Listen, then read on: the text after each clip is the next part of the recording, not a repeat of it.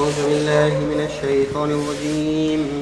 بسم الله الرحمن الرحيم. وقالت اليهود ليست النصارى على شيء وقالت النصارى ليست اليهود على شيء وهم يتلون الكتاب.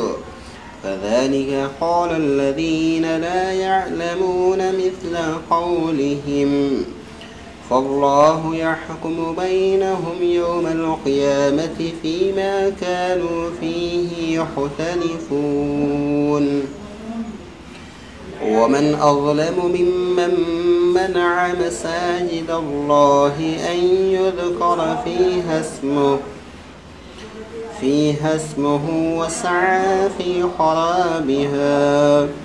أولئك ما كان لهم أن يدخلوها إلا خائفين.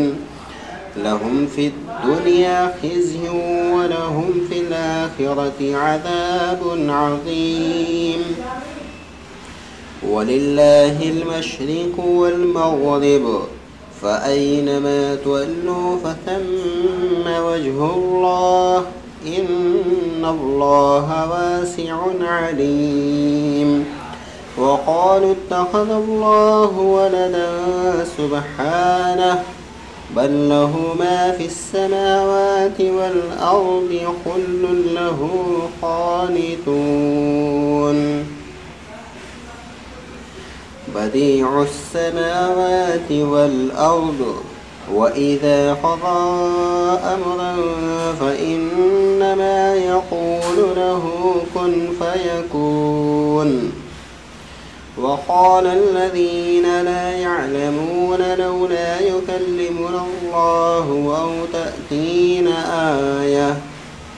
كذلك قال الذين من قبلهم مثل قولهم تشابهت قلوبهم قد بينا الآيات لقوم يوقنون. إنا أرسلناك بالحق بشيرا ونذيرا ولا تسأل عن أصحاب الجحيم. صدق الله العظيم.